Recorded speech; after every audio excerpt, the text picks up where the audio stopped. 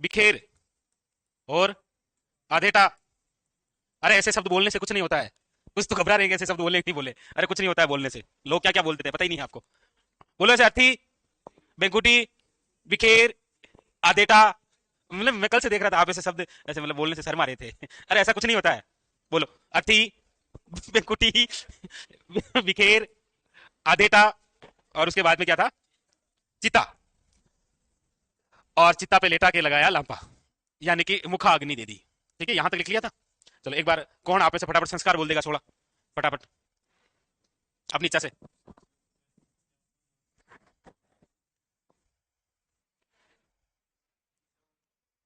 हो गया? ठीक है। अच्छे।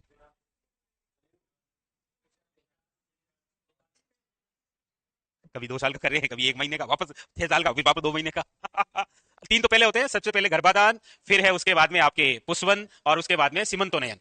3 जन्म से पहले होते हैं। गर्भ धारण गर्भाधान है, पुष्वन पुत्र प्राप्ति के लिए है, सीमंतोनयन वो जो महिला है जिसको गर्भ धारण के 7-8 महीने हो गए हैं, कोई अमंगलकारी शक्ति से बचाने के लिए किया जाता है सीमंतोनयन। 3 ही हो गए जन्म से। उसके बाद में हुआ जन्म, तो जन्म हुआ जात कर्म। जन्म होने के बाद में फिर क्या हुआ? नामकरण। नामकरण के बाद में फिर क्या हुआ? निष्कर्मण। जात कर्म में यानी कि जन्म पर जो घुंटी पिलाई जाती है, नामकरण का मतलब नाम रख दिया, और फिर निष्कर्मण का मतलब उसे घर के बाहर ले जाया जाता है, पहली बार तीसरे या चौथे माह में। फिर उसके बाद में अनपार्सन, अन्न खिलाया जाता है। अनपार्सन के बाद में हाँ चूड़ा कर्म या झड़ूला, पहली बार बाल काटे जाते हैं। उसके बाद में फिर कर्णवेद, कान वान बिंदवा दिए। उसके बाद में फिर विद्यारंभ, केजी में प्रवेश। उसके बाद में फिर उपनयन, जनेऊ धारण करवा दिया, ताकि आगे क्या हो? वेदों का अध्ययन, वेद आरंभ। वेद पढ़ लिए। उसके बाद में दाढ़ी मूंछ आ गई, पहली बार कटवा दी, केसान। फिर उसे घर भेज दिया, समावर्तन। वहां पर पानी ग्रहण करवा दिया, शादी, फिर कहानी समाप्त। फिर लोगों ने कर दिया था अंतिम संस्कार। अंतिम संस्कार कैसे किया? तो अच्छा था, अर्थी, बेंकुटी, पैसे बिखेरे, आधेटा आया, चिता और आग लगा दी। अब आग ठंडी हो चुकी है। अब यहां पर कार्यक्रम होता है, जब आग वाग लगी जाती है ना, तो उसके बाद में फिर यहां पर होता है मुंडन। नहीं नहीं, बच्चे का मुंडन नहीं है, वो पूरा ही मुंडन है। बच्चे का जड़ूला होता है ना। बच्चे का जड़ूला चढ़ता है, मुंडन नहीं होता है बच्चे का। नहीं नहीं, मुंडन मृत व्यक्ति के पीछे उसके घर वालों द्वारा अपने बाल कटवाना क्या कहलाता है? मुंडन। अच्छा, मृत व्यक्ति के पीछे घर वालों द्वारा जो बाल दिए जाते हैं उसे बोलते हैं भदर होना। उसे क्या बोलते हैं? एक बार शब्दावली में आया था, भदर होता है मृत व्यक्ति के पीछे बाल का दान करना। क्या होता है? भदर। ऐसे क्यों देख रहे हो? भदर शब्द नहीं सुना क्या कभी? भदर? नहीं नहीं, आप तो कैसे सुनेंगे? हाँ भाई, भदर नहीं सुना?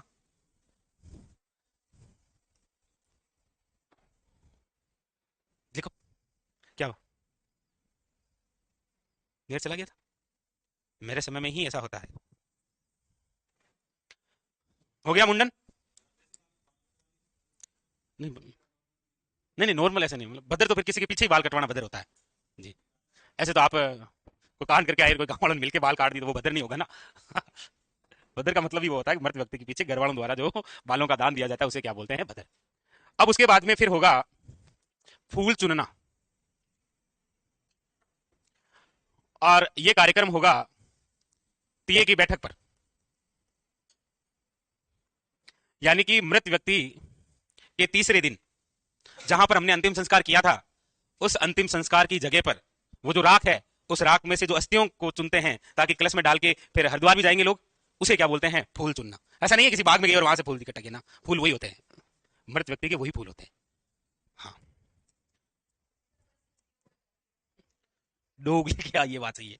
पर वो होता क्या है कि जब वो चिता होती है ना, राख, वो तीसरे दिन तक मतलब लगभग गर्म रहती है। जब ठंडी हो जाती है तीसरे दिन, तभी जाते हैं लेने के लिए ऐसे। और फिर शमशान घाट जहाँ होता है वहाँ, अब तो आप देखते होंगे कि मतलब दीवार कर रखी होती है, गेट वेट लगा देते हैं। जिंदे व्यक्ति की व्यवस्था नहीं है, मरने के बाद में पूरी व्यवस्था है कि दीवार खींच रखी है, पानी की व्यवस्था है वहाँ, जैसे वो उठ के वापस वहाँ पानी आके पिएगा, देखते हैं आप। तो वहां पर देखभाल वगैरह, बाकी ऐसे जलते हुए आग में कौन मुंह डाले। तो फूल चुनना जाती है कि बैठक। इसमें होता है कि लिखो, मृत व्यक्ति की तीसरे दिन चित्ता में से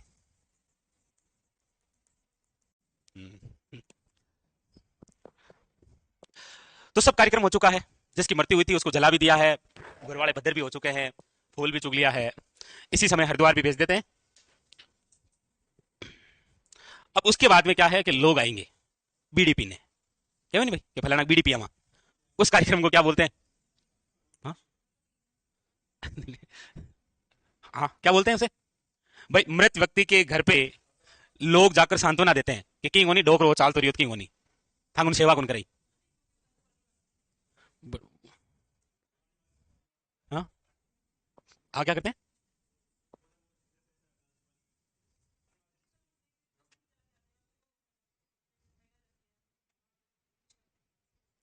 ओके ओके ओके, हम लोग क्लस व्लस लेके पानी वाणी की 8-10 लोग हैं, फिर उनमें से 2-3 हरिद्वार जाते हैं ना। पथवारी पूजना भी तो होता है ना, पथवारी माता की पूजा करेंगे ना, लंबी यात्रा पर भेजते हैं। अगला लिखो सातरवाड़ा। अब यहां पर लोग आएंगे और मरे हुए व्यक्ति की प्रशंसा करेंगे कि आदमी ठीक हो, यानी कि मृत व्यक्ति के घर वालों को, मृत व्यक्ति के घर वालों को लोगों द्वारा सांत्वना देना कि होनी डोगरो गीबरो गीबरो बढ़िया जिमा होगा उन्हें, क्योंकि अब क्या होगा? जिमन क्या होगा? मौसर क्या? हाँ वो तीये की बैठक में है क्या? नहीं नहीं, ऐसे कोई स्थानीय क्षेत्र विशेष में कुछ कहते होंगे क्या? मौसर का मतलब है मृत्यु भोज। एक तो मौसर है मृत्यु भोज, और एक प्रतिभोज। प्रतिभोज क्या कहलाता है? हाँ, वो शादी के अवसर पर होने वाला प्रतिभोज क्या कहलाता है? बडार। ये दो ही शब्द आएंगे, मृत्यु भोज पूछे तो मौसर, और शादी विवाह में प्रतिभोज पूछे तो कौन सा है? बडार। बडार भी करेंगे, पहले अर्जीम लिया, फिर बाद नापा रीति रिवाज सीधा विवाह सही है। मौसर। एक यहां पर शब्द लिख लेना आप नोट करके, जोसर। जोसर क्या होता है? चुप गए आप। चलो इस बीच एक कार्यक्रम होता है। अच्छा हाँ, नहीं नहीं, हाँ वो तो सही है। डांगड़ी की रात। डांगड़ी रात बोलते हैं उसे? नहीं वैसे वो सही शब्द है लेकिन अब देखो, ओ माय गॉड, देखो, एक तो है डांगड़ी की रात, एक गाएंगे हरजस गीत, एक है गंगा प्रसादी। कौन सी प्रसादी? गंगा प्रसादी। एक है उठावना। एक क्या है? और एक है पगड़ी दस्तूर। ये लो, बस, बस भरी हो। ये कार्यक्रम बचते हैं, ये सारे कार्यक्रम हैं, सब मृत्यु के अवसर पर होते हैं। कौन सा शब्द आप नहीं जानते हो? डांगड़ी रात मतलब समझ गए भाई? जैसे 12वें दिन सुबह भोजन होगा, उसे तो बोलेंगे गंगा प्रसादी, समझ गए? उससे पहले की रात यानी 11वें दिन जो नाइट होगी, उस दिन 2-4 लोगों को बुलाकर भजन करवाएंगे रात्रि में। मतलब जैसे कि इन्होंने रात्रि जोगा, जैसे रात्रि जोगा तो होता है शादी के अवसर पर महिलाओं द्वारा जो संगीत किया जाता है, महिला संगीत, लेकिन वो यहां नहीं कह सकते ना। अब जा रही क्या वहां मंगाल रात्रि जोग, तो बात ठीक थोड़ी है। अच्छा, रात्रि जोगा फिर देवी देवताओं के नाम पर भी होता है, लेकिन वो जो होता है उसे क्या बोलते हैं? डांगड़ी रात। या आपके कुछ और बोलते हैं, मुझे बता देना भाई। चिट्ठी होती है ना, चिट्ठी, चिट्ठी छपवाते हैं ना आप। जिस हिसाब से देख रहे हो मुझे लगता है आप सब दादू पंथ संप्रदाय को मानने वाले हैं कि आदमी की ओर फेंके हजार, कोई कार्यक्रम नहीं कहानी खत्म। अपने तो डांगरी रात होता है ना, शेखावटी में। हाँ चलो डांगरी रात लिखो, इसमें लिखो मृत व्यक्ति के 11वें दिन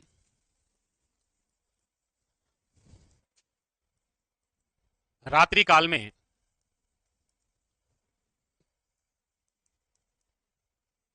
भजन करवाना क्या है? एकदम शुद्ध भाषा में डांगरी रात है। हरजस गीत मृत व्यक्ति के अवसर पर गाए जाने वाले गीत। ये क्या होता है कि जिस घर के अंदर जिस व्यक्ति की मृत्यु हुई है ना, फिर जब तीये की बैठक हो जाती है ना, तो फिर उसके बाद में लगातार 11वें दिन तक महिलाएं जो गीत गाती है ना, उसे हरजस कहते हैं। अब तो उनका अलग ही शुएगा, वो रोते रोते गाने लग जाती है, गाते गाते रोने लग जाती है। आपको ऐसे बुरा नहीं मानना ना। ये कार्यक्रम आप भी करेंगे आगे चलकर, तो बुरा नहीं मानना। सब करती है, हमारी मम्मियाँ भी तो करती है ना। तो हरजस वही होता है, ताकि फिर मतलब घर घर जाके बोलते हैं हरजस गौनानो है, वो है हरजस। एक मृत व्यक्ति के अवसर पर गाए जाने वाले तो गीत कौन से हैं, और एक मर्सिया क्या होता है, मर्सिया।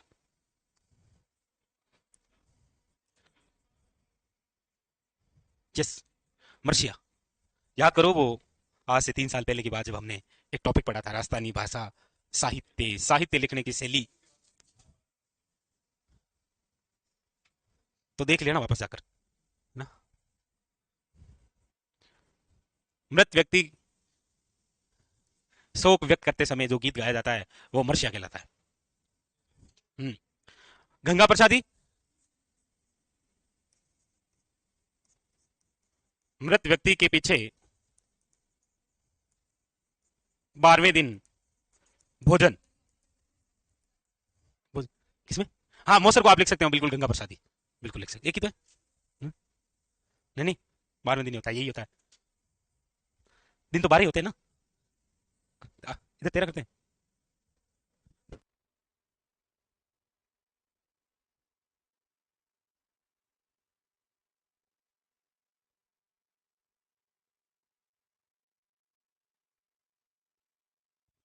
उठावना क्या होता है? कार्यक्रम समाप्त। वो जो कार्यक्रम चल रहा था ना, समाप्त। बस वो टोटल। हाँ।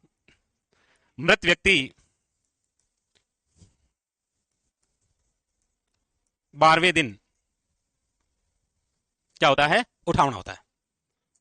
12वें दिन उठावना ही तो होता है? तीये की बैठक होती है वो तो। ना ना, उठावना फिर 12वां दिन है, पूरा उठावना ही है। तो चेंज करो। अब भाई, ये तो कार्यक्रम मैंने अपने जीवन में देखे है ना, 55 साल की उम्र में। आप इस पे तो मुझ पर कैसे शक करते हैं? शादी के मामले में और मृत के मामले में तो आप शक कर भी नहीं सकते।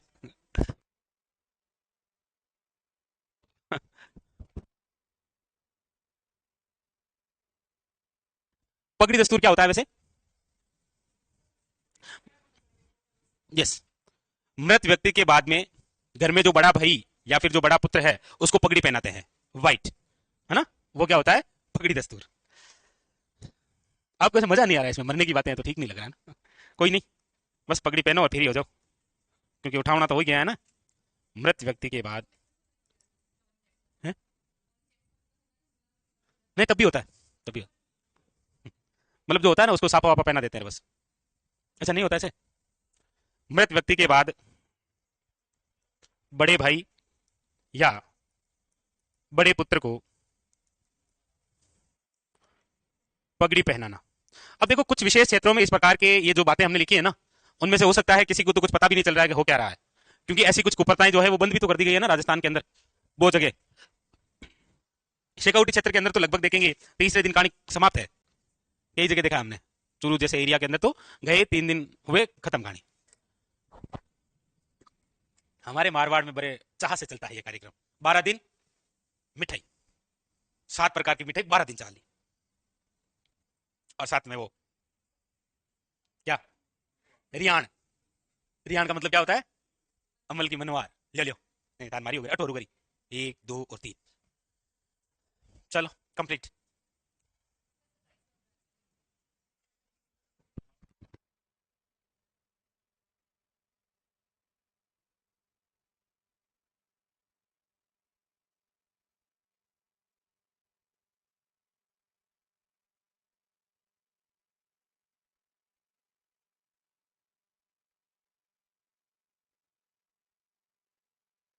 चलो, ये कंप्लीट हो गया आपके। एक बार नाम देख लो थोड़े थोड़े, मन मन में तो पढ़ ही सकते हो ना, अर्थ ही ये सब, ठीक है।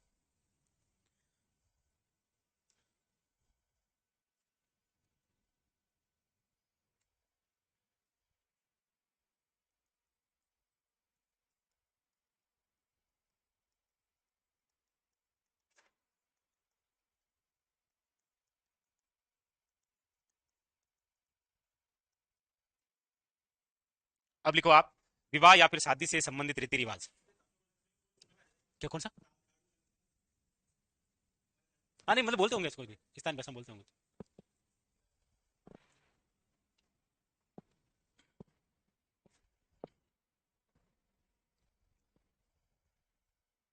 अब लिखो विवाह या फिर शादी से संबंधित रीति रिवाज। अब कुछ ऐसे रीति रिवाज हो सकते हैं जिनके बारे में आपको नहीं पता हो, मतलब आपके क्षेत्र में होते नहीं होंगे, या फिर आप उसे कुछ और बोलते होंगे, ऐसा हो सकता है। चलिए फिर शुरुआत जहां से करते हैं वहीं से, जहां पर पहला कार्यक्रम कौन सा होता है वहां पर लीजिए।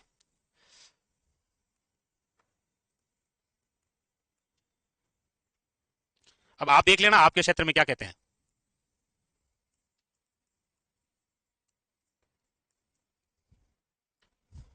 यही से शुरुआत होती है, सगपण सगई या रोका। क्या होता है? नहीं नहीं, क्या होता है ये? बताओ, लिखूंगा तो ना सगई किसे कहते हैं, लिखाना पड़ेगा। हाँ? किसे कहेंगे आप सगई? कैसे समझाएंगे? समझा देंगे क्या है इसमें, कैसे सगई किसे कहते हैं? क्या सर, मेरी तो हुई नहीं, मुझे क्या पता।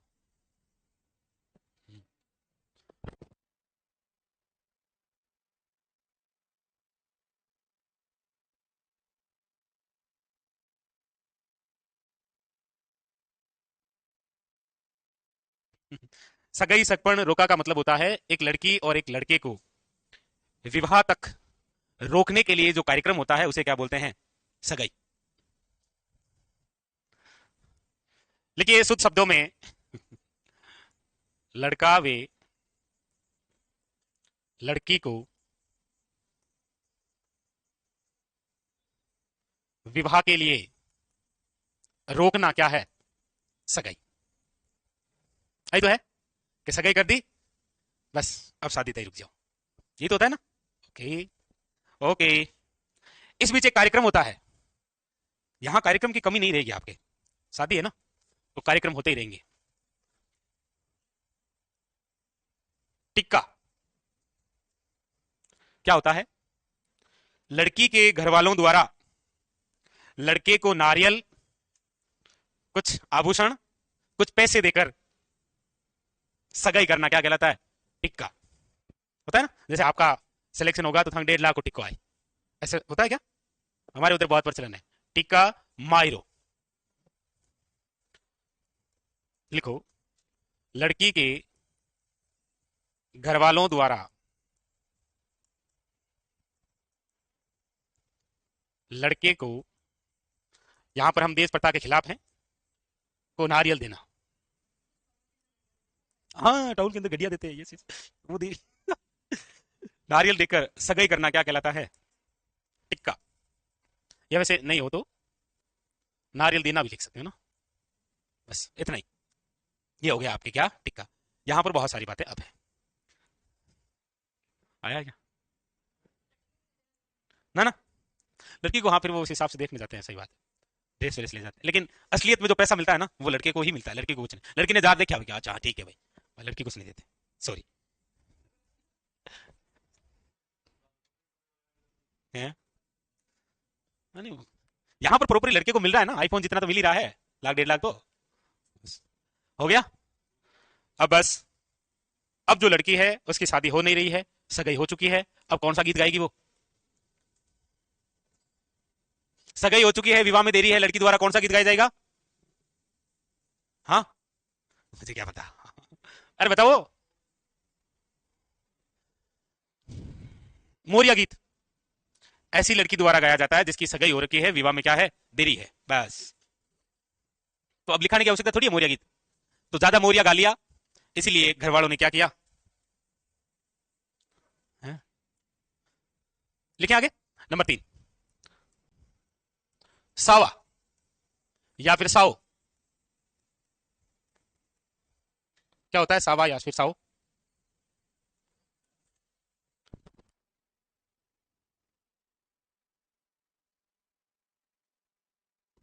सावा का मतलब ये होता है कि अभी जिसकी हमने सगाई की थी ना, अब उनके विवाह के लिए जो मुहूर्त निकाला जाता है पंडित जी द्वारा, उसे क्या बोलते हैं? सावा। लिखो,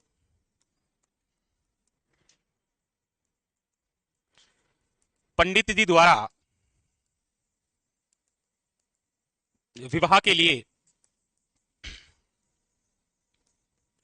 मुहूर्त निकालना क्या कहलाता है? सावा। कि आखा तीज उनाली है, मामलो ठीक है, बस। ओ गुस्साओ, उसे क्या बोलते हैं? सावा। फिर उसके बाद में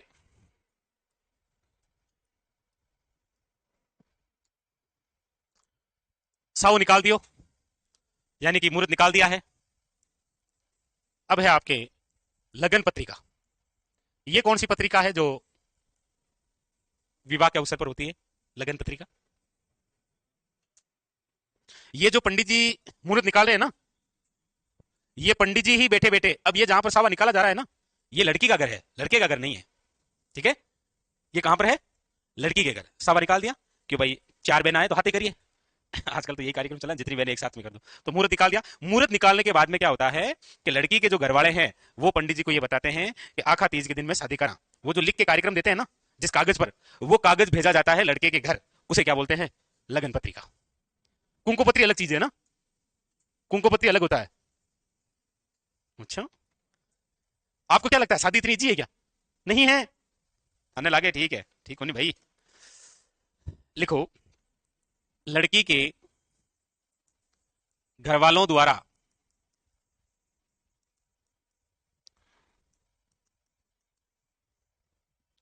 विवाह की तिथि या दिनांक लिखकर पंडित जी के माध्यम से लड़के के घर वालों तक पहुंचाना, वो जो है उसे क्या बोलते हैं? लगन पत्रिका। भाई ऐसा सुना तो होगा ना, सुनते तो होंगे। क्या सुनते हैं सर? एक ही चीज का पता है, प्रतिभोज शाम को 10 बजे से शुरू है, उतना ही। अच्छा, शाम के 6 बजे से, सही बात है, फिक्स टाइम 6 बजे है शाम को। अब लगन पत्रिका आ गई है, शादी की डेट पता चल गई है, तो अब क्या होंगे? हैं? अब क्या होगा? क्या होता होगा? ठीक है। क्या? गणेश जी? हाँ हाँ हाँ, आप उत्साही लग रहे हैं। नहीं, क्योंकि उत्साह नहीं है, दो चार कह रहा कोई उत्साह नहीं है। आगे चले, शादी होगी क्या? कि नहीं, तो गुस्सा कर रहा है, ऊपर से लगन पत्रिका भेजा रहा है, हैं? और पूछ मुझसे रहा है। लिखो नंबर 5, गृतपान। गृतपान क्या होता है? विवाह निश्चित होने के बाद लड़के व लड़की को जो घी पिलाया जाता है उसे क्या बोलते हैं? गृतपान। पिलाते हैं ना, फिर वहीं से तो कार्यक्रम आगे शुरू होंगे। सीरियस मत रहे हो रे, आप सीरियस मत लगे। हाँ हाँ, वो घी पिलाते हैं ना, उसके बाद में फिर 7 दिन तक भनोले चलेंगे। चलो कार्यक्रम। विवाह निश्चित होने के बाद,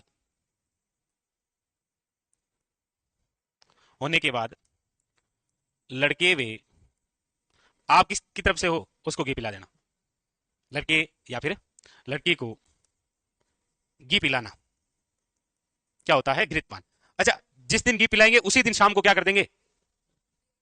अरे नहीं नहीं नहीं, अरे नहीं नहीं। आजकल ऐसे ही होता है, सही बात है आपकी, कि सुबह घी पिलाया शाम को फेरे, जाओ फिर ही हो। ऐसा नहीं, मैं पूरी प्रोसेस बताऊंगा मेरे जमाने की। पहले साव आयो, फिर घी पायो, उसी रात को क्या करेंगे? विन्याय की स्थापना। विनाय की स्थापना। उस शादी के कार्ड में ये 4-5 नाम होते हैं: विनय की स्थापना, घृतपान, पानी ग्रहण और प्रतिभोज। अच्छा, होता है, यानी कि विवाह निश्चित होने के बाद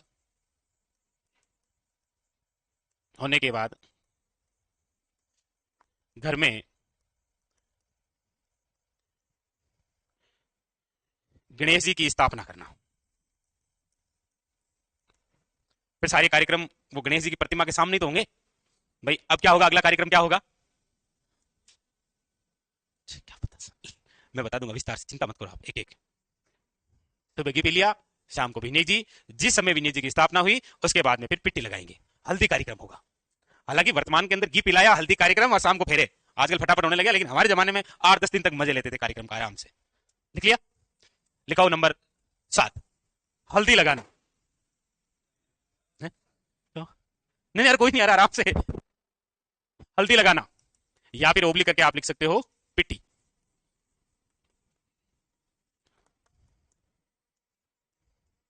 लड़के या फिर लड़की के शरीर पर हल्दी व आटे का मिश्रण करके पिट्टी लगाना, वही क्या है, हल्दी लगाना। अब यहां पर गीत की तो बात करेंगे नहीं, जिस समय पिट्टी लगाएंगे उसमें पिट्टी के ही गीत गाएंगे, इसी समय बन्ना बन्नी के भी गीत गाएंगे, ठीक है। लेकिन हम आगे बढ़ जाते हैं।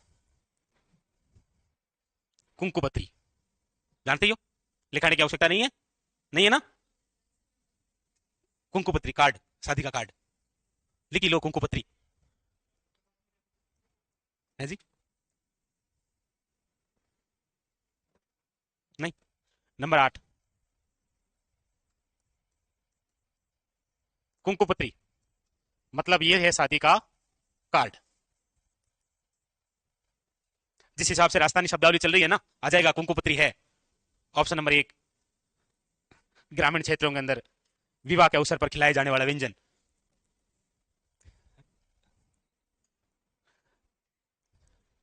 अब यहां पर एक शब्द होता है कि ये जो लड़के या लड़की के जो माता पिता होते हैं ना, वो लड़के और लड़की के ननिहाल जाएंगे, जिसे बोलते हैं भात न्यूतना या बत्तीसी न्यूतना। नहीं समझे, जैसे आपके मम्मी पापा है वो आपके ननिहाल जाएंगे, नाना नानी के घर, कि मतलब भाणकी को भी आवे था नानो है, उस कार्यक्रम को क्या बोलते हैं, भात न्यूतना या फिर सही टाइम पे आए। कार्ड छपाइए केवल, ज्यादा नहीं हुआ ना। कल आए थे जिस समय अर्थी ले जा रहे थे, आज उस समय आए जिसमें शादी का कार्ड छपा है। बिल्कुल सब टाइमिंग पे आते हैं, सही है। लिखे आगे, नंबर 9 लिख लिया ना आपने, नंबर 9 लिखिएगा यहां पर, भात न्यूतना या फिर इसे कहते हैं बत्तीसी न्यूतना। ये न्यूतने जाएंगे, जब वो वापस आएंगे कपड़े वपड़े लेकर, तो उसे बोलते हैं भात भरना या फिर मायरा भरना। बत्तीसी न्यूतना या भात न्यूतना।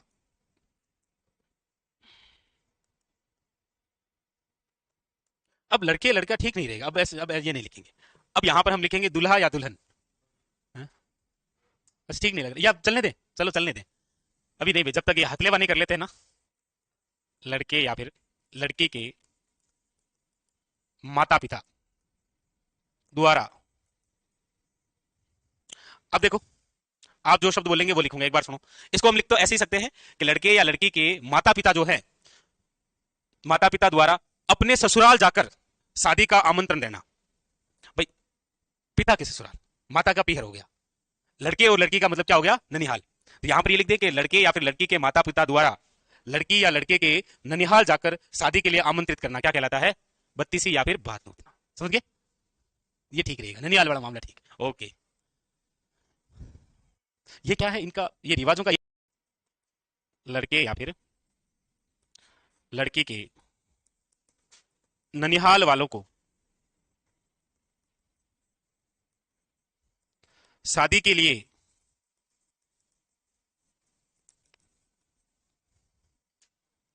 आमंत्रित, या शादी के लिए क्या लिखे, क्या देना, ये पूरी लिस्ट देख रहा था, यही लेना यही। हाँ? शादी के लिए आमंत्रित करना, ये ठीक है।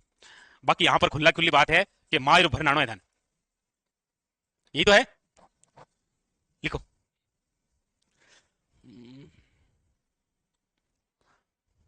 अब इस बीच में मतलब ये जो गिफ्ट पिया है ना, ये मतलब जैसे हमारे जमाने की बात करेंगे तो 7 दिन के लिए पीते थे, 7वें दिन जाकर फिर फेरे होते थे। आज की पिया, आज के जस्ट 7वें दिन फेरे होंगे।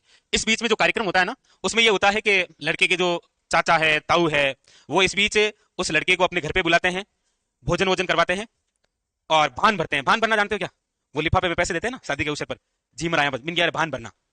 तो रिश्तेदार जो होते हैं वो तो पर्सनली घर पे बुलाएंगे, उसको भोजन करवाएंगे, फिर भान भरेंगे। उस कार्यक्रम को क्या बोलते हैं, बंदोड़ा। आई नो बंदोड़ा, नो बंदोड़ा, समझे बंदोड़ा, कहां से हो आप, और पड़ोसी को पता ही नहीं है पड़ोसी में बंदोड़ा हो रहा है। लिखो नंबर 10, बंदोड़ा। बंदोड़ा ना, बंदोड़ी अलग होता है। बंदोड़ी तो दूल्हे को घोड़ी पर बैठाकर पूरे गांव में घुमाया जाता है, आगे डीजे और पीछे वो अकेले ही। वो होता है बिंदोली, बनोली। हाँ, ये है बंदोला। इसमें लिख लो, लड़के या फिर लड़की को रिश्तेदारों द्वारा घर पर बुलाकर भोजन करवाना। कई बार क्या होता है, ये कार्यक्रम होता है, फेरे वेरे लेके फिर दुल्हन भी आ गई ना, फिर साथ में बुलाते हैं, उसे बोलते हैं भींदड़ी भनोड़ा, कि मतलब भींदड़ी आएगी तो अब दोयान घर बुलार पर जिमाए। हाँ।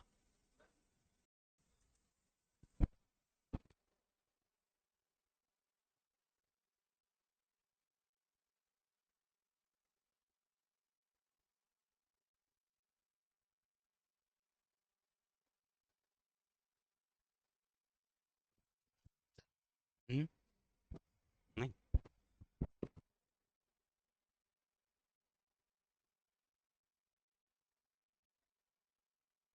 देख लिया। हाँ?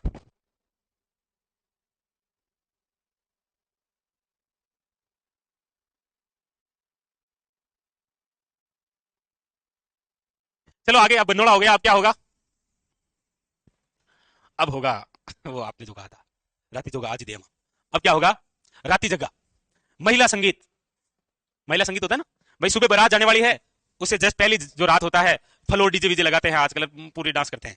वो जो महिला संगीत है वो क्या है? राती जगह। तो लिखो, राती जगह। वैसे इसे शब्द तो सही है, राती जोगा, नो जगह ओनली जोगा, राती जोगा।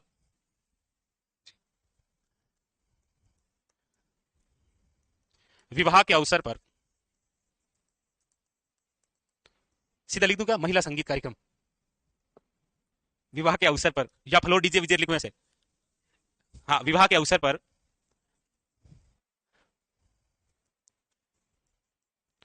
रात में महिला संगीत, वो क्या होता है? राती जोगा। और फिर सुबह हम निकालेंगे बनोली। ठीक है।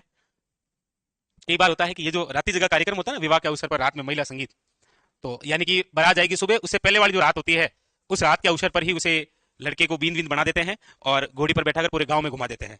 वो भी भनोड़ी होती है, लेकिन वास्तव रूप में वो भनोड़ी नहीं होती है, क्योंकि उस रात उसे दुल्ला बनाएंगे और वापस खोल देंगे कपड़े, वापस सुबह और बनाएंगे, जबकि ऐसा रिवाज नहीं होता है। एक बार दुल्ला बना दिया है तो कपड़े तभी उतरते हैं जब जाकर वो लड़की को अपने घर ले आ जाता है, बस वो कपड़े अपने खोल सकता है। ऐसे मतलब बडेरों का एक रिवाज था। सुनते हैं ना आप? ऐसे क्यों देख रहे हो? आपके साथ हो गया क्या ऐसा, कि उस रात मेरे साथ तो यही हुआ था, मुझे कहा बन जा, सुबह गोला दिया, फिर वापस पहना दिया कि आ जा, मतलब इसलिए जीवन अब ऊपर नीचे चल रहा है, तो ठीक नहीं है। हाँ। नहीं नहीं, निकालते नहीं, इसीलिए भनोली कार्यक्रम जो होता है ना, वो निकालते हैं उसी समय, क्योंकि आजकल आप देखेंगे कि शादियां जो होती है वो रात्रि के समय होती है, तो वो शाम को समय पूरे गांव में फेर देंगे और फिर डायरेक्ट बारात जो है वो बस डेरे में। राती जगह के बाद में अगली जो शब्दावली है वो है बिंदोड़ी। है जी। हम्म।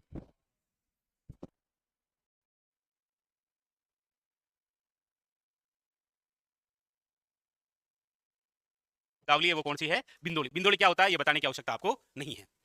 क्या होता है? हम्म, कैसे लिखोगे? हाँ, आप अनुभवी आदमी, आप ही हो, बताओ, सबकी निगाहें आप पर ही हैं, फेंको। हाँ, बस कहानी समाप्त।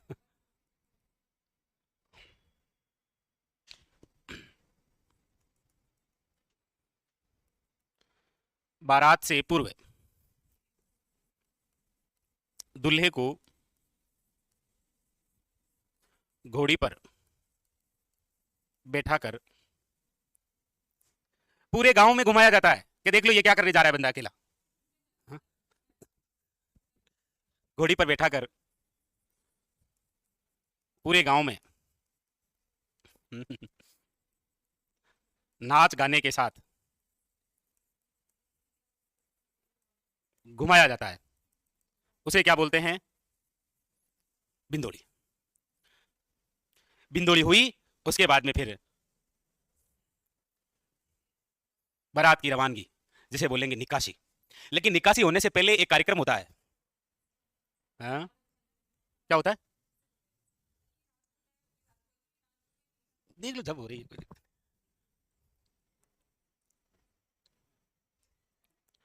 पहले ये लिखेंगे निकासी। निकासी क्या होता है? घर से बारात की रवानगी क्या कहलाती है? निकासी।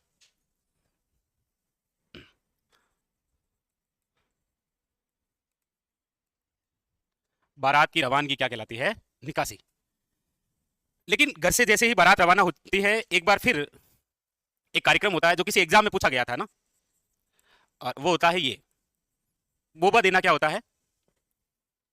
मतलब बारात जब रवाना होती है, तब जो दूल्हा होता है, उस दूल्हे को उसकी जो माँ होती है, वो अपना दूध पिलाती है। उसे तो बोलते हैं। चलो, बारात रवानगी से पहले दूल्हे को माँ द्वारा अपना स्तनपान करवाना। अब इसके बाद में बारात निकल चुकी है। आधे बाराती अपने गंतव्य स्थान पर जाएंगे, आधे बाराती इधर उधर हो जाएंगे। कोई शॉर्टकट रास्ते से जाने की कोशिश करेगा,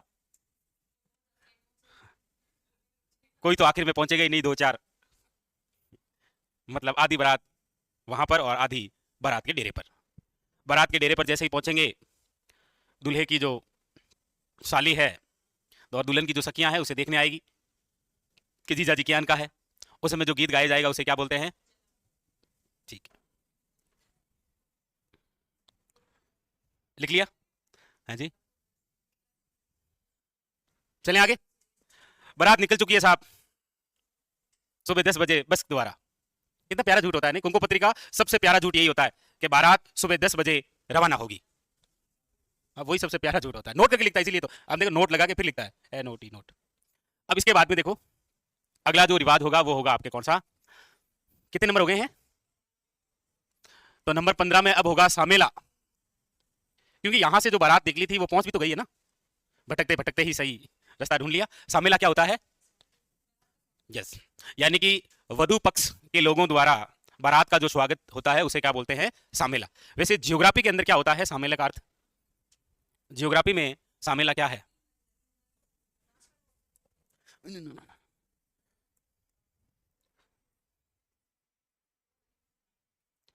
वधु पक्ष के लोगों द्वारा बारात का स्वागत सामेला कहलाता है।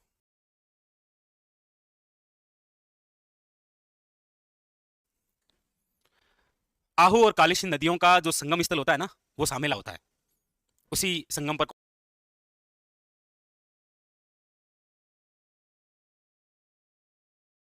वही होता है सामेला जियोग्राफी में।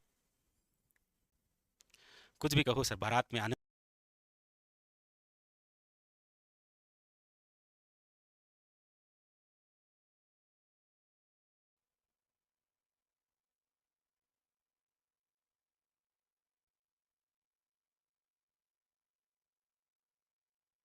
चलो, बारात का स्वागत हो गया है, स्वागत हो गया है, नाश्ता वास्ता करवा दिया है, चाय पानी जो भी पिला दिया है।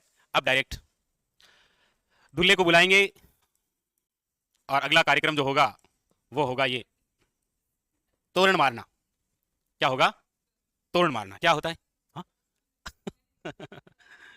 ठंडा और तोरण मारना क्या होता है? तोरण मारना क्या होता है? तो आप देखते हैं कि शादी के अवसर पर जब दूल्हा अपने ससुराल पहुंचता है, तो वहां पर जो द्वार होता है घर का, वहां पर लकड़ी का जो तोरण होता है उस पर तलवार से जो मारता है उसे क्या बोलते हैं? तोरण मारना। तो लिखाने की आवश्यकता है क्या? बस ये कॉन्फिडेंस ही मुझे मजबूर करता है कि लिखा दो। खूब अच्छी तरीके से क्या इतने दुखी के दिन में कैसे बोल सकती हूँ इतने। तो तोड़ मारना अरे क्या हो गया ये दुल्ले द्वारा ससुराल पहुंचकर घर के द्वार पर लगे लकड़ी के तोरण पर तलवार लगाना क्या कहलाता है? तोरण मारना।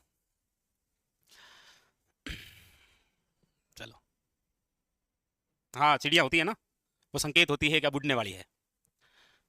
तोड़ मारने के बाद में दूल्हे को अंदर बुला लेते हैं, पता है ना, और उसके दो चार दोस्त एंट्री कर लेते हैं। एंट्री करते ही वहां पर आपको क्या दिखाई देती है? अंदर क्या है? भीड़। अंदर क्या है? ओके। अरे बताओ सर, आप तो आज सोच रहे होंगे आज में क्यों आई। सर रे रे के नमक लगा रहे हैं, ये लो ये लो। हैं? कोई नहीं। नंबर 17 लिखिएगा, चौरी। चौरी क्या होता है? अंदर जाते ही आपको दिखाई देगी चौरी। चौरी क्या होता है वैसे? देखो, इस मामले में लड़के क्या है, थोड़े से कमजोर हैं। गर्ल्स को सब कुछ पता होता है इसके बारे में। क्या होता है? मंडप। वही तो है। अरे हाँ तो बोलो कम से कम, जिन्होंने अनुभव ले लिया वो तो कम से कम बताओ, बाकी को तो कोई नहीं बेचारों का। शादी का मंडप जो होता है उसे क्या बोलते हैं? चौरी। चलो, अंदर गए, चौरी बनी हुई है, पंडित जी बैठे हुए हैं, ये भी जाके जम गया। दूल्हा भी, दूल्हा बैठा, अंदर से दुल्हन को भी बुला लिया, और दोनों का पहली बार जो मिलन हुआ वो हुआ आपके हथलेवा। क्या हुआ? हथलेवा। दूल्हे का, नहीं नहीं, दूल्हे के हाथ में दुल्हन का एक हाथ दिया जाता है, उसे क्या बोलते हैं? हथलेवा। यस। हाँ, जब दोनों का हथलेवा किया जाता है तो बीच में सिक्का डालते हैं, मेहंदी वेहंदी कुछ करते हैं, ऐसा कुछ। हाँ, अच्छा बोलो, अरे अनुभव कहाँ काम आएगा, कम से कम इन बेचारों को पता तो चलेगा ऐसा कुछ होता भी है। चमरी में दुल्हन का हाथ दूल्हे के हाथ में, चौरी में मतलब जहां मंडप है ना वहीं पर तो देंगे ना। मतलब यहां पर मैंने चौरी लिख दिया, डायरेक्ट शादी का मंडप नहीं लिखा, शॉर्ट में क्या लिख दिया? चौरी। बाकी शादी के मंडप में दुल्हन का जो हाथ है, दुल्हन का हाथ दूल्हे के हाथ में देना क्या कहलाता है? हथलेवा। ना ना।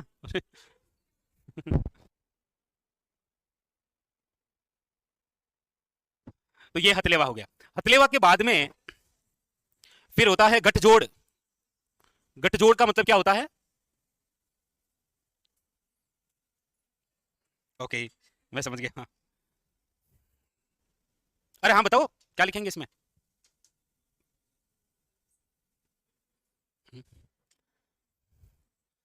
अरे दूल्हे के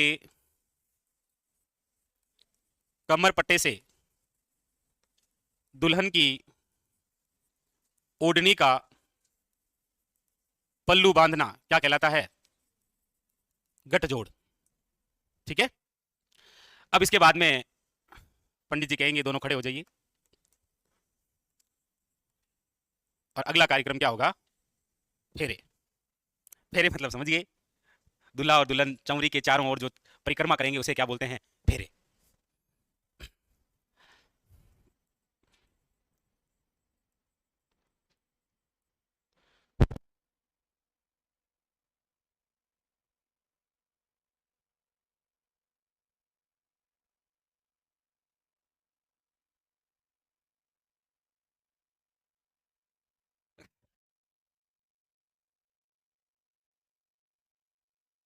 दुल्हा वे दुल्हन द्वारा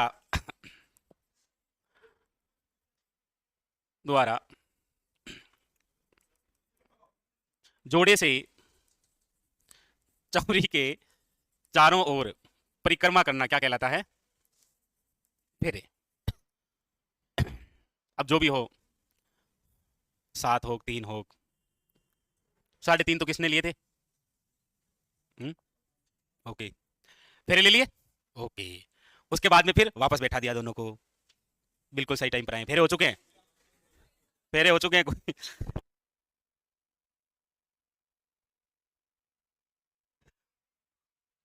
फेरे हो गए। चलो आगे।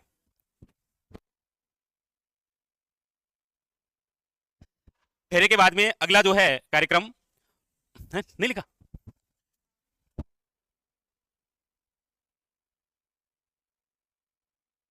हालांकि कहीं होता है कहीं नहीं होता है। वो होगा पगधोई। होता है क्या आपके पगधोई? नहीं, आपको क्या ही पता, चलो मैं भी किन से, हाँ भाई, अब इधर ही देखूंगा मैं, पता चल गया कोई अनुभव नहीं है इधर। होता है क्या पगधोई? क्या होता है इसमें? अंगूठा।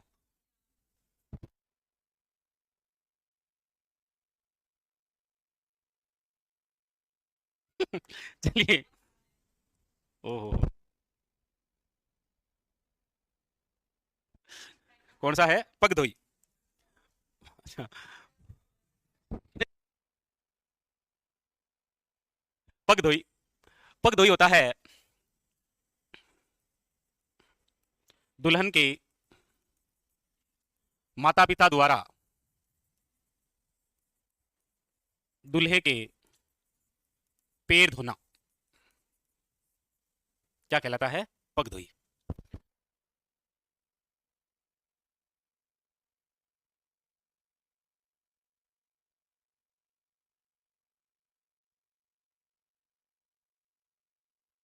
हम्म, चलो आगे। पगधोई हो गया, उसके बाद में फिर अभी वो उठेंगे तब होगी ना। हाँ मतलब हो जाता है, चलो कोई नहीं, ये लो। ये लो वरमाला कर लो भाई। हाँ। अच्छा। किस रहने नहीं दो, अब क्या जरूरी है? अरे भाई एग्जाम में तो आ जाएगा ना।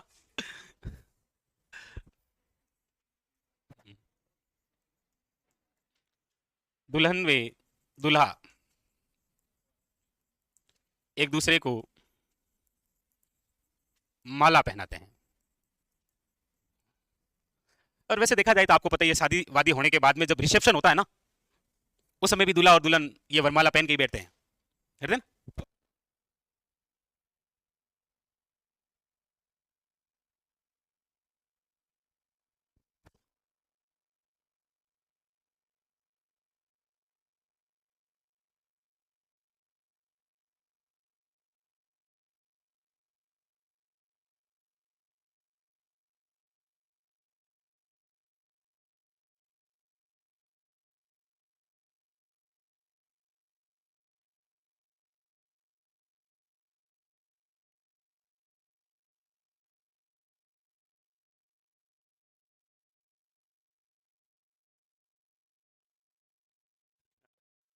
तो उसके बाद में फिर लिखो, अगला है वरमाला अरमाला हो गई, पग धोई होगी, अब डायरेक्ट बाहर आ गए हैं, बाहर आके खाना वाना खा लिया है, अब क्या होंगे डायरेक्ट?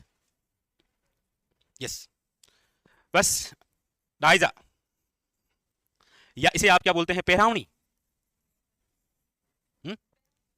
नहीं वैसे तो पेरावनी जो शब्द है वो मृत्यु के अवसर पर होता है। होता है क्या? मृत्यु के अवसर पर भी होता है, लेकिन इसे भी आप कह सकते हैं दाइजा या पेरावनी।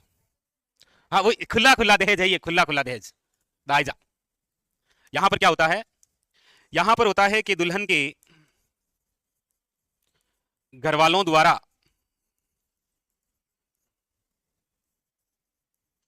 दूल्हे को कपड़े लत्ते, आभूषण देना क्या कहलाता है? दाइजा। जबकि यहां पर स्पष्ट रूप से है पिलंग, कूलर, टीवी, फ्रीज, उस्त्री। समझे? हाँ। मतलब यहां पर हम लिख सकते हैं कोष्टक में दहेज, दो भांडा, बाजोट। है? ठीक। हम्म।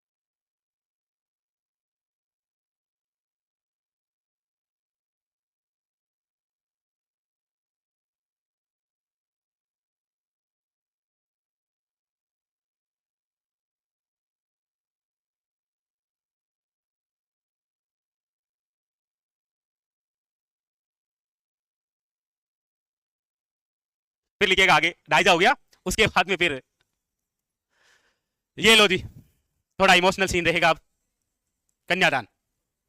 हाँ, ये तो इमोशनल सीन है ना। क्या होगा कन्यादान में? अब बोलो तो सही कुछ। हाँ, क्या लिखोगे? क्या क्या है सही?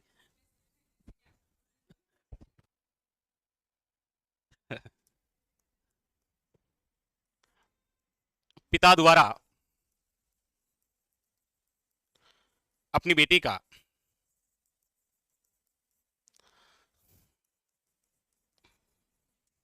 ससुराल भेजना,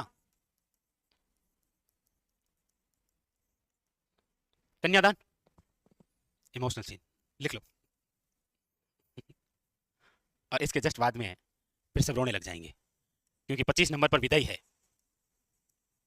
मतलब लिख लो। हम्म।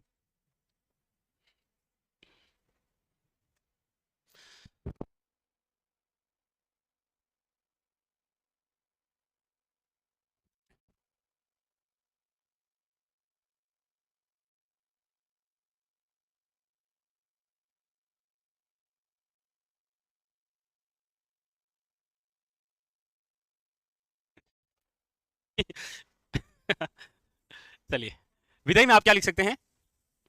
विदाई में आप लिख सकते हैं बेटी का कन्यादान, वही क्या है, विदाई। हाँ, इसमें चूक में तो यही है, लिख लो। बस विदाई हो चुकी है, रवानगी हो चुकी है, वापस वापस आ गए हैं। इस बीच क्या हुआ कि हम तो इधर बिजी थे कार्यक्रम में, सब कुछ बारात आई, रिया आई, तोरण भानार, इधर हथलेवार, ये सब। उधर दूल्हे के घर के अंदर जो महिलाएं बची थी ना, वो कुछ और ही कार्यक्रम कर रही थी। उसे बोलते हैं टुंटिया, नकली शादी का स्वांग करना, एक लोकनाट्य है ना, तो वो लिखाने की आवश्यकता नहीं है, वो आपको लिखा दिया था। अब वापस बारात आ चुकी है, वापस यानी कि शादी वादी करके दुल्हा और दुल्हन अपने घर पहुंच चुके हैं, लेकिन घर में एंट्री नहीं है। घर में एंट्री नहीं है, क्यों नहीं है? क्योंकि इस समय एक कार्यक्रम होगा, बार रोकना। अरे आप लिखो फटाफट, अभी बहुत कुछ करना है।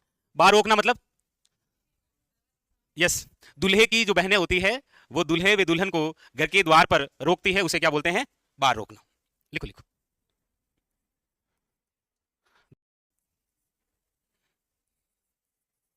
दूल्हे व दुल्हन को घर के दरवाजे पर रोकना क्या होता है? बार रोकना कहते हैं। फिर उसके बाद में दूल्हा कुछ पैसा वैसा देगा और फिर आगे चल पड़ेंगे वो। ठीक है, तो अंदर आ गए। अंदर आते ही क्या मामला शुरू होगा? अब होगा खेल। दो चार प्रकार के अलग अलग खेल होते हैं, कहीं होते होंगे कहीं नहीं होंगे। हम्म, सबसे होते हैं। लिख लिया? लिखो। अब जो अनुभव लोग हैं वही बताएंगे। क्या ही बताएं। चलो, पहला खेल होगा जुआ जुई। जुआ जुई, जुआ जुई क्या होता है? जुआ जुई तीन चार गेम्स होते हैं। लंबी दौड़, नहीं। जुआ जुई का मतलब होता है कि दूल्हा और दुल्हन के बीच में एक परात रखते हैं। परात जानते हैं? धातु का बर्तन है बड़ा सा, जिसके अंदर छाछ डाली जाती है, और फिर उस छाछ के अंदर एक चांदी की अंगूठी और चार पांच पत्ता से और बाकी कुछ आइटम होता है। और जो दूल्हे का जीजा होता है ना, वो इन दोनों को खेला, वो एम्परिंग करता है पूरी डिटेल से। फिर वो जो दूल्हे का जीजा है, वो सबको इकट्ठा करके वो छाछ में डालेगा। उसमें दूल्हा जो है वो एक हाथ से ढूंढेगा, और दुल्हन के दोनों हाथ होंगे। कैसे? हाँ, अरे वो तो श्रद्धा के अनुसार है, दूध ही को फाड़ूगा दूध। अब बच्ची छाछ तो छाछ। जो भी है, ऐसा कुछ नहीं है ना। समझ तो गए ना आप? ये ऐसा कुछ खेल होता है, फिर वो 7 बार होता है, जो भी है। मतलब सीरीज 7 की एक या 3 की है, 3 की है तो 2 1 जो है वो विनर है। ठीक है, और आखिर में जीतती कौन है? दुल्हन। जो भी वो भिंटी किसकी होती है? दुल्हन की। तो इसमें लिख लो, क्लीन स्वीप किया इन्होंने। दुल्हा वे, अब इसमें क्या लिखूं? आप 7 बार जीते, बताओ क्या लिखा था आपने? दुल्हा वे दुल्हन द्वारा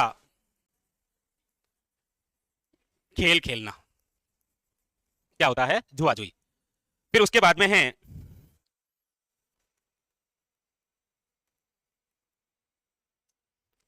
कांकन डोरडा। ये क्या होता है? हाँ, वो जो एक हाथ में एक पैर में दूल्हा दुल्हन के खोलेगा, दुल्हन दूल्हे के खोलेगी, दूल्हा एक हाथ का प्रयोग करेगा, दुल्हन दोनों हाथ का प्रयोग करेगी। ऐसा कुछ कार्यक्रम है क्या? वो कांकन डोरडा होता है। क्या कर सकते हैं? हाँ? ये धागा है जी।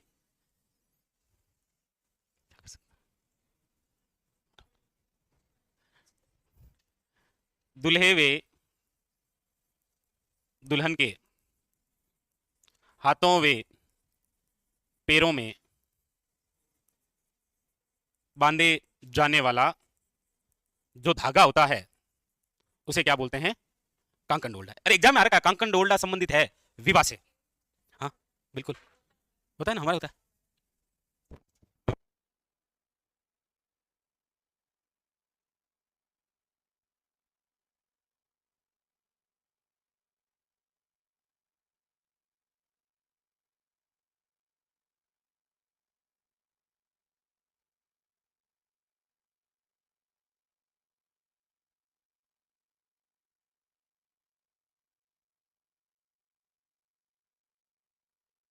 चलो आगे,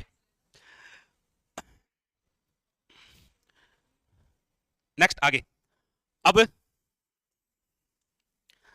अब एक होता है जात लगाना, नहीं लात लगाना नहीं। जात लगाना, जात लगाना मतलब क्या? ये वैसे 2 बार होता है। यस, शादी होने के बाद में दूल्हा और जो दुल्हन है वो अपनी लोक देवी या देवता के वहां पर जाकर परिक्रमा करते हैं, उसे क्या बोलते हैं? जात लगाना। दुल्हे वे दुल्हन दोनों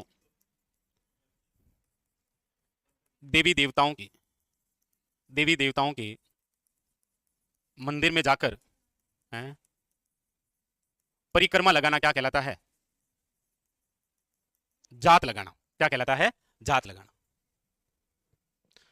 कंगन बोलते हैं आपने, कंगन तो फिर वो हो जाएंगे जी सोने वाले, और सोना अभी कहाँ है? नहीं नहीं अभी नहीं, पहले पूरा करेंगे टॉपिक। तो जात लगाना, यहां जात लगाते समय एक खेल और खेला जाता है। यस, सोटा सोटी। लिखो नंबर 30, मोटा मोटी, मतलब सोटा सोटी। सोटा सोटी, इसमें क्या होता है कि दुल्हा व दुल्हन एक दूसरे को छड़ी से मारते हैं, प्रेम से। ऐसा नहीं है कि जोर जोर, नहीं नहीं नहीं, धीरे धीरे। ऐसा नहीं है मतलब पूरी टी शर्ट काट दियो 2 दिन की।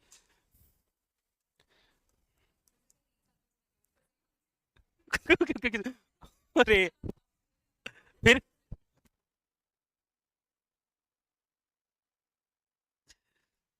दुल्हा व दुल्हन दोनों आपस में एक दूसरे को प्रेम से, हाँ प्रेम से छड़ी मारते हैं। और मजबूर मत है, जैसा कि इन्होंने बताया कि सर अब मौका मिल जाए ना।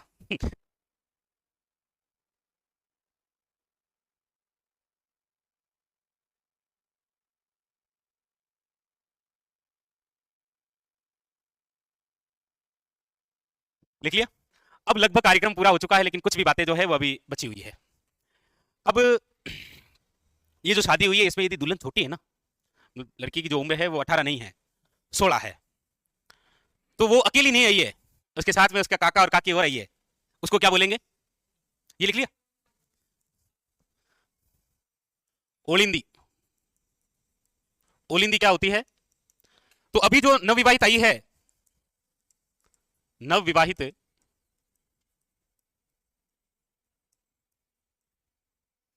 दुल्हन के साथ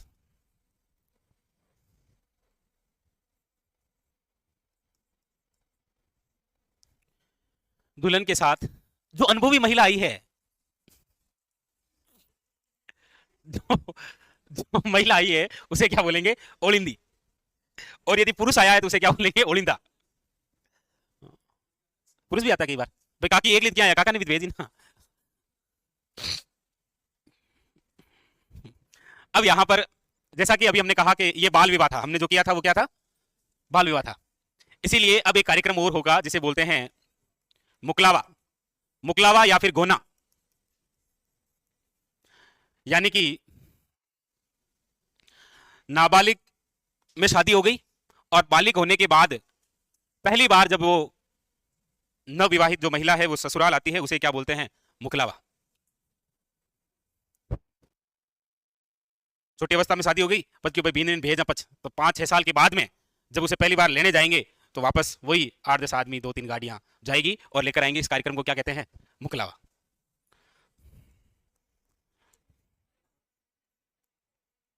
बालिग होने के बाद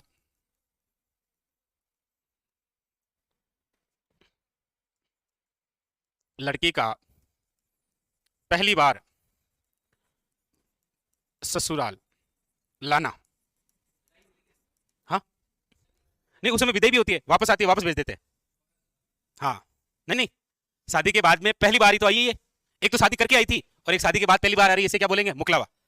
शादी के दूसरी बार जब आएगी तो उसे बोलते हैं आणो। मतलब पहली बार आएगी मुकलाओ यानी गोनो होगो, पचमीन आणो ही आणो है, आणो आणो आणो आज आणो। ये आ गई है इसे। हाँ, ये जो है ये पहली बार ससुराल आ गई है, बिल्कुल। नहीं नहीं, वो विवाह का अवसर है, उस समय फेरे वेरे लिए, विदाई विदाई हुई और लेके आए, बिल्कुल आए, लेकिन वापस पहुंचा दिया। छोटी ही नहीं जाने को नहीं तो यहाँ जब पाची भेज दी, क्यों समझदार हुई जब पाची भेजा, तो वो जो समझदार होने के बाद में ये ना, ये पहली बार है, ये इसे क्या बोलते हैं? मुकलावा। लेकिन आपने जैसा कहा, ये शायद आरएस या एसआई में क्वेश्चन आया था, आणो क्या है? लड़की का दूसरी बार ससुराल आना क्या कहलाता है? आणो। अब तो आणो ही आणो है। हाँ, पाछो नहीं जाओ। लड़की का दूसरी बार ससुराल आना क्या कहलाता है? आणो। ये लिखो।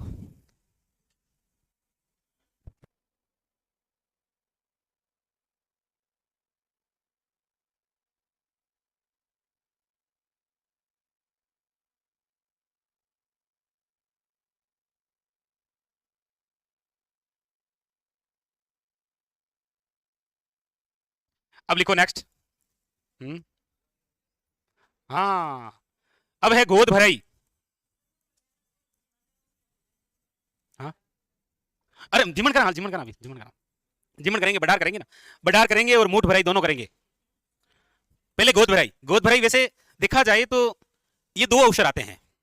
एक तो गोद भराई तब होता है जब जो महिला है वो पेट से होती है, उस समय गोद भराई करते हैं।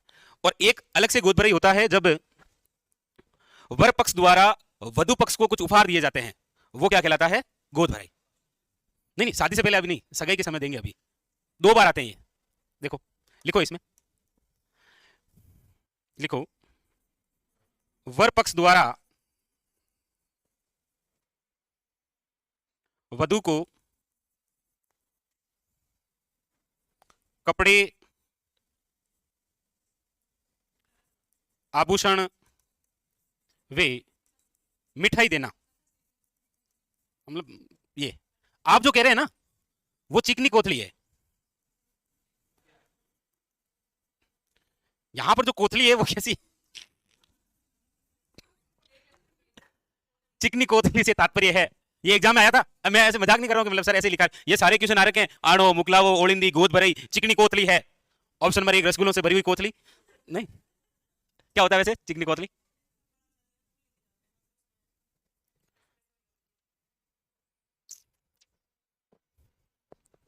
वैसे सच बात तो ये है कि इसको यदि सही भाषा में समझे ना, तो ये होता है, सगाई होने के बाद में लड़के द्वारा लड़की को जो गिफ्ट दिया जाता है कोथली में डाल के, उसे बोलते हैं चिकनी कोथली। मोबाइल डाल दिया अंदर, ये ले। यस, सगाई के बाद वर पक्ष द्वारा वधु पक्ष को जो उपहार दिया जाता है उसे बोलते हैं चिकनी कोथली। यस, ये वही है, गिफ्ट देने का कार्यक्रम है ये। लिखो, गिफ्ट देने का कार्यक्रम। हाँ, ये किलो। सगाई के बाद वर पक्ष द्वारा वधु को उपहार देना क्या कहलाता है? चिकनी कोथली। लिखो, और बस अब आ जाओ, अब होगा। हाँ, टूट पड़ो। हाँ? वैसे एक तो ये हो गया शादी के अवसर पर, और एक होता है जब, अब आपकी स्थानीय भाषा में इधर होता भी नहीं है ना, जब महिला पेट से होती है ना, तब उसे उपहार देते हैं, वो भी गोद भराई होता है। गोद भर जाती है, गर्भ धारण करती है ना, उसके बाद में होता है। बस अब लिख लो आप आखिरी में अगला नंबर 36, और वो है बडार। बडार जो है वो विवाह के अवसर पर विवाह के अवसर पर प्रतिभोज बढ़ार। एक शब्द हम बीच में रह गया था, वो था मायरा या भात भरना। मायरा या फिर भात भरना। दुल्हे व दुल्हन के ननिहाल वालों द्वारा दूल्हे और दुल्हन के लिए कपड़े आभूषण जो पैसे दिए जाते हैं उसे क्या बोलते हैं? मायरा। हाँ जी, अच्छा उसके लिए कर दो।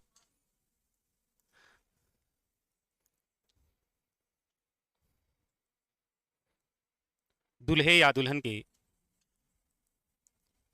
ननिहाल वालों द्वारा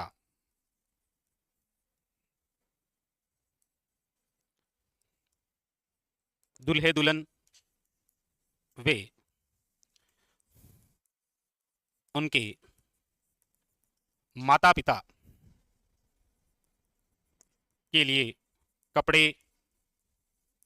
आभूषण वे पैसे देना क्या होता है? मायरा। बस।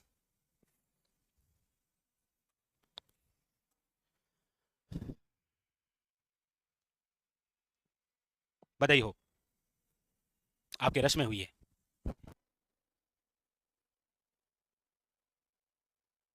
कंप्लीट। लीजिए, तो हम जो पढ़ रहे थे राजस्थान के अंदर रीति रिवाज और कुप्रथाएं, वो कंप्लीट हो चुकी है आपके। ठीक है, बाकी की जो चर्चा है वो हम करेंगे अगले सेशन में। यहीं पर हम पौरी जैसे हस्तकला के अंदर हम लिखते हैं। चलो चलो, कल हम आपको पढ़ाएंगे राजस्थान की शब्दावली रीति रिवाज के साथ ही। ठीक है, हाँ जी। हम लोग कोई शब्द इधर उधर रह जाए, बाकी हमने कोशिश तो की है पूरा कार्यक्रम साथ में लेके चले हैं। सगाई से लेकर जब तक जीवन नहीं हो तब तक कार्यक्रम चला है। चलिए, कंप्लीट।